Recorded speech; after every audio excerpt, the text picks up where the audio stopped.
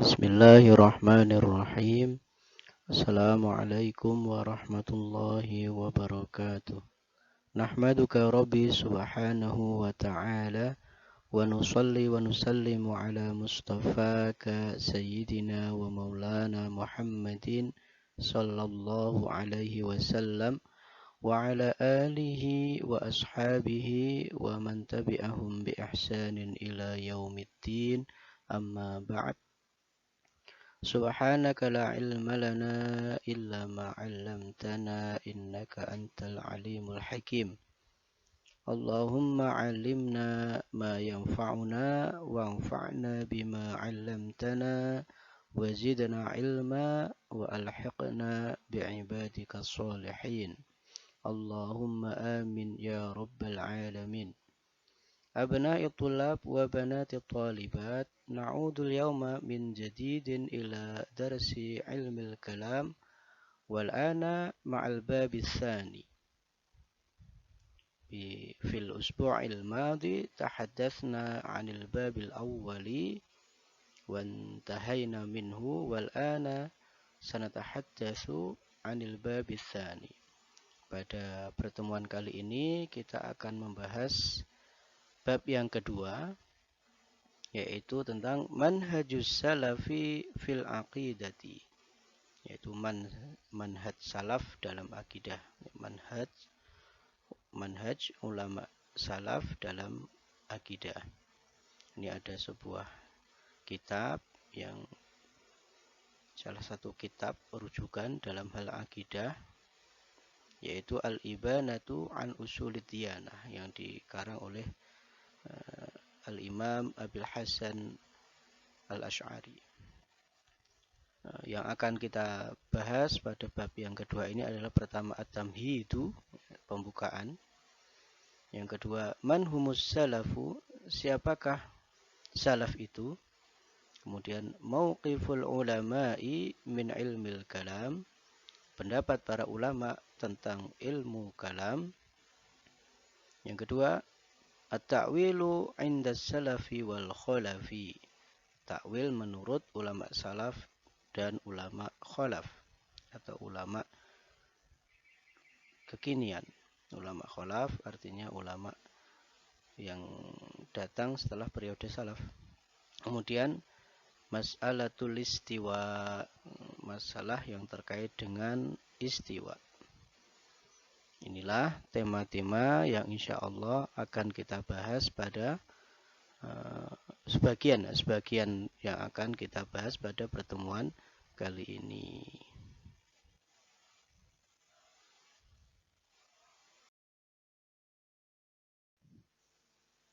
Tamhidu artinya pembukaan sebelum menuju kepada pembahasan. Di bab kedua ini adalah sebuah hadis. Qala Rasulullah sallallahu alaihi wasallam, Rasulullah sallallahu alaihi wasallam bersabda, Iftaraqatil yahudu ala 71 firqatan.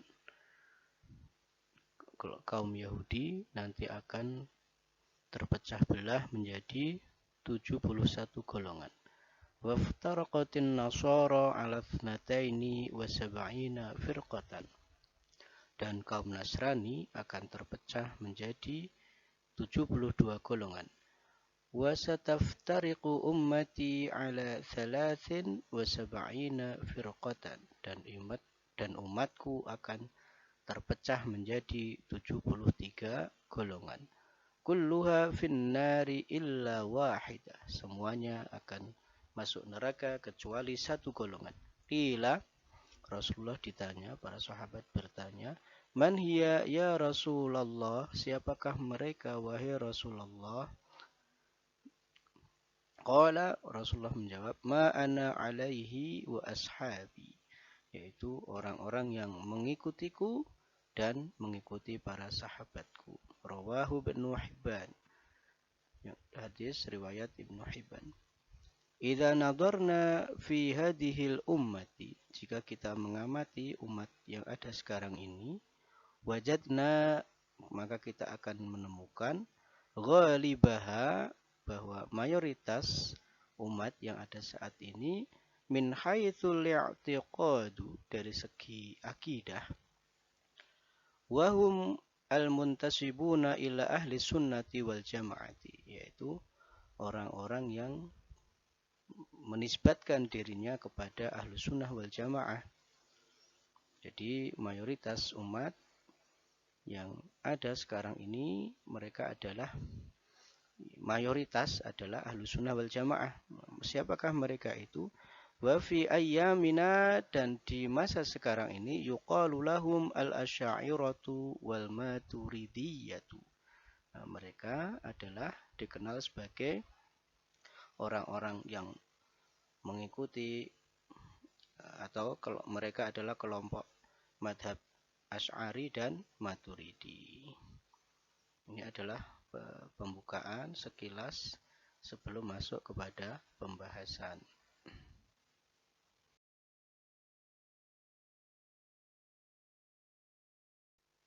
Man humus salafu? Siapakah salaf itu? As-salafu man kana min ahlil qurunis thalathatil ula. Yang dikatakan salaf adalah mereka yang hidup pada masa 3 abad pertama. Wa man ja'u ba'da dzalika, adapun orang-orang yang datang setelah mereka yusammunal khalaf, dinamakan khalaf. Qala Rasulullah sallallahu alaihi wasallam, Rasulullah sallallahu alaihi wasallam bersabda, khairul quruni qarni, sebaik-baik masa adalah masaku, atau sebaik-baik abad adalah abad ketika aku masih hidup. Tsummal ladzina yalunahum, kemudian orang-orang yang datang berikutnya, berarti masa tabi'in. Tsummal ladzina yalunahum, kemudian orang-orang yang datang setelahnya, berarti atba'it tabi'ina, mereka itulah yang dinamakan salaf. Nah, kemudian berarti kalau kita, pemahaman kita, akidah kita mengikuti mereka, maka ya juga berarti kita mengikuti manhaj salaf.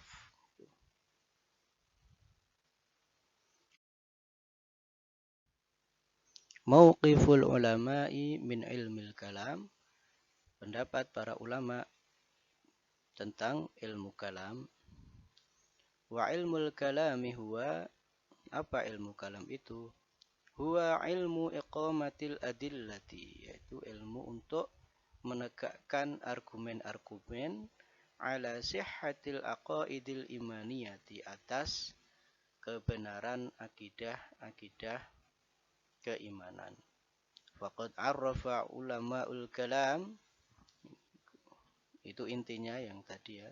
Kemudian faqad arrafa ulama'ul kalami, para ulama ilmu kalam itu mendefinisikan dzalikal ilma, ilmu kalam itu, bi annahu, bahwasanya ilmu kalam adalah ilmun yuqtadaru bihi ala itsbatil aqaidid diniyati, ilmu yang mampu untuk menetapkan akidah-akidah atau keyakinan-keyakinan muktasabun min adillatiha al-yaqiniyati, yang bersumber dari argumen-argumen yang meyakinkan. Ini ada definisi ini bisa ditemukan di Tuhfatul Murid ala Jauharit Tauhid, dalam kitab Tuhfatul Murid ala Jauharit Tauhid lil Imamil Baijuri, yang dikarang oleh Al-Imam Al-Baijuri. Fahuwa ilmun azimun sya'nuhu, ilmu kalam adalah ilmu yang sangat mulia. Jalilun qadruhu, tinggi kedudukannya. Yu'aliju ahamma qadayal insani, karena ilmu kalam membahas tentang masalah-masalah yang sangat penting, masalah-masalah manusia yang sangat penting, ala hadil ardi, di atas muka bumi. Mithlu qadiyatil uluhiyati, contohnya adalah masalah tentang ketuhanan. Wa qadiyatur risalah, tentang masalah risalah. Wa qadiyatul jazai fil yaumil akhiri, dan juga masalah adanya pembalasan di hari akhir. Wa ghairi dzalika, dan yang lainnya. Qala al-Imamul Ghazali, berkata al-Imam Al-Ghazali fi Ihya Ulumuddin, dalam kitab Ihya Ulumuddin, inna lil ulama'i, bahwasanya para ulama, fi ta'allumil jadali wal kalami, dalam mempelajari ilmu debat wal kalami dan juga ilmu kalam, ala aqsam, terbagi menjadi beberapa kelompok. Jadi sesuai dengan judulnya yang di atas tadi, para ulama memiliki pendapat yang berbeda-beda terkait mempelajari ilmu kalam dan juga ilmu debat. Minhum man qala innahu bid'atun aw haramun. Di antara mereka ada yang berpendapat bahwa mempelajari ilmu kalam adalah bid'ah, aw haramun, atau tidak boleh. Wa innal 'abda in laqiyallaha 'azza wa jalla, dan bahwasanya seorang hamba bertemu dengan Allah Subhanahu wa taala bikulli dzanbin, dengan penuh dosa, siwa syirki, kecuali syirik, khairun lahu, adalah lebih baik, min an yalqahu bil kalami, daripada bertemu dengan Allah dengan ilmu kalam. Jadi saking kerasnya pendapat ini, bahwa mengatakan bahwa bertemu Allah dengan membawa dengan berlumuran dosa itu lebih baik daripada belajar ilmu kalam. Yang kedua, wa minhum man qala innahu wajibun wa fardun. Ada yang berpendapat bahwa mempelajari ilmu kalam adalah wajib, imma 'alal kifayati, baik itu fardu kifayah, atau 'alal a'yani, atau fardu 'ain. Wa innahu afdhalul a'mali wa 'alal qurbat, dan bahwasanya mempelajari ilmu kalam adalah sebaik-baik amal. Fa innahu tahqiqun li ilmi tauhid. Nah, karena dengan mempelajari ilmu kalam berarti adalah aplikasi dari ilmu tauhid. Wa nidhalun an dinillah, dan memperjuangkan agama Allah Subhanahu wa taala. Kemudian wa ila tahrim. Nah, ada yang berpendapat bahwa mempelajari ilmu kalam adalah haram. Dhahaba Syafi'i, pendapat Imam Syafi'i, wa Malikun, dan pendapat Imam Malik, wa Ahmad bin Hanbalin, dan juga Ahmad bin Hanbal, wa Sufyan, dan juga Sufyan, wa jami'u ahli hadis minas salaf, dan semua ahli hadis dari kalangan salaf. Wahtaju, mereka berargumen, beralasan, bi anna dzalika law kana minad dini, bahwa jika mempelajari ilmu kalam adalah bagian dari agama, lakana dzalika ahammu ma ya'muru bihi Rasulullah sallallahu alaihi wasallam, maka sudah pasti itu akan menjadi prioritas yang diperintahkan oleh Rasulullah sallallahu alaihi wasallam. Wa yu'allimu tariqahu, dan beliau akan mengajarkan jalannya, wa yusni alaihi, dan memujinya, wa ala arbabihi, dan memuji orang-orang yang belajar ilmu kalam. Wa minha ma ruwiya an Abi Yusuf, dan di antara dalilnya juga apa yang diriwayatkan dari Abi Yusuf, annahu qala, beliau berkata, man talabad dina, barang siapa yang mempelajari agama bil kalami, dengan ilmu kalam, tazandaqo, maka dia telah menjadi zindik. Nah, ini 3 pendapat para ulama tentang ilmu kalam. Tapi sebenarnya ilmu kalam yang mereka larang untuk dipelajari, baik yang membid'ahkan ataupun yang mengharamkan, itu sebenarnya adalah ilmu kalam yang berupa mitos-mitos Yunani. Karena awalnya ilmu kalam itu berasal dari Yunani, yang berupa mitos-mitos, gitu ya, legenda-legenda dan sebagainya.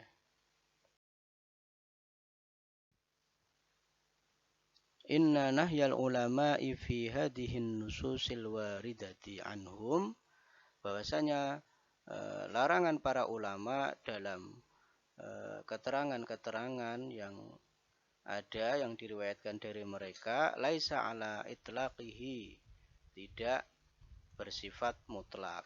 Artinya tidak semua ilmu kalam, tidak semua ilmu kalam yang diharamkan. Jadi ilmu kalam tertentu saja yang mereka maksud yang diharamkan itu. Walakinan nahya ala man istahdama ilmal kalam ala tariqatil falasifati. Ya, akan tetapi larangan itu adalah berlaku untuk orang yang memakai atau menggunakan ilmu kalam ala tariqatil falasifah. Sebagaimana cara atau jalannya orang-orang falasifa, para filosof. Wa ala tariqati ahlil ahwa'i wal bidah, atau caranya atau ilmu jalannya orang-orang ahli bid'ah. Alladzina ghallabu janibal aqli, yang lebih mementingkan logika, wa tarakul kitab was sunnati, dan meninggalkan Al-Qur'an, wa ja'alu mu'awwalahum uqulahum, dan mereka menjadikan akal sebagai sandaran, satu-satunya sandaran. Jadi larangan yang disampaikan oleh para ulama tadi adalah terkait ini ilmu kalamnya para filosof, ilmu kalamnya para ahli bid'ah, para orang-orang yang mengikuti hawa nafsu, yang mana mereka lebih mengedepankan akal atau mengedepankan logika dibandingkan Al-Quran maupun Sunnah. Mereka hanya menjadikan akal mereka atau logika mereka sebagai satu-satunya rujukan. Wal iktsari min iradis subahi, dan banyak menyebutkan subhat-subhat al-warida ala aqaidi ahli sunnati, subhat-subhat terhadap keakidah ahli sunnah, mimma lam yakun yu'rafu syai'un minhu fil asril awwali, yang mana belum diketahui atau belum dikenal di masa-masa awal Islam. Jadi ilmu kalam yang dilarang oleh para ulama tadi adalah yang itu. Wa alaihi, oleh karena itu, fa inna ma warada 'anis salafi, apa yang diriwayatkan dari ulama salaf tadi, min nususin, dari teks-teks, tanha 'anil istighali bi ilmil kalam, yang melarang kita untuk belajar ilmu kalam, mahmulatun, ditafsirkan ala man istahdama hadzal ilma ala tariqatil falasifah, yaitu orang yang menggunakan atau mempelajari ilmu kalam ini seperti mereka caranya para filosof. Wa ala tariqati ahlil ahwa, dan mengikuti para ahlil ahwa, itu orang-orang yang mengikuti nafsu wal bid'ah, dan orang-orang yang ahli bid'ah, alladzina ghallabu janibal aqli wa tarakul kitaba was sunnata, dan lebih mementingkan logika, wa tarakul kitab was sunnati, dan meninggalkan Al-Quran maupun sunnah. Walaisan nahyu al-waridu alal itlaq, jadi larangan yang disampaikan oleh mereka itu tidak bersifat mutlak. Bal innahu qad yatahattamu, bahkan bisa jadi menjadi wajib mempelajari ilmu kalam tadi, ala sabilil kifayati, fardu kifayah, li raddi ala ghuluwil malahidati wa nahwihim, untuk mengcounter orang-orang ateis, wa nahwihim, dan semisal mereka. Karena di dalam ilmu kalam nanti ada argumen-argumen, hujah-hujah yang bisa digunakan untuk mengcounter tadi orang-orang ateis. Kalau tidak belajar ilmu kalam tidak mungkin, ya. Dan sepanjang sejarah mereka yang mampu untuk berdebat melawan orang-orang ateis, ya, orang-orang yang nyeleweng-nyeleweng lainnya, itu hanya para mutakalimin, yaitu orang-orang yang berkecimpung atau mempelajari ilmu kalam. Wa bihada, dan dengan inilah yu'lamu, maka akan diketahui al-madmumu, yang tidak disukai min ilmil kalam, dari ilmu kalam, wal wajibi minhu, ataupun yang wajib dari ilmu kalam itu, yang wajib untuk dipelajari dari ilmu kalam, yaitu ya tadi untuk merot, mengcounter orang-orang ateis tetap bersandarkan kepada Al-Quran dan Sunnah. Adapun yang al-madmum ya tadi, yaitu ilmu kalam yang hanya merujuk kepada akal, kemudian masih tercampur dengan mitos-mitos, mitologi Yunani dan sebagainya. Mungkin ini dulu yang kita pelajari pada kesempatan ini. Selanjutnya, materi selanjutnya akan kita pelajari di pertemuan berikutnya. Wa ila liqa'in akhar insyaallah. Ghadan yatajaddadul liqa'. Wassalamualaikum warahmatullahi wabarakatuh.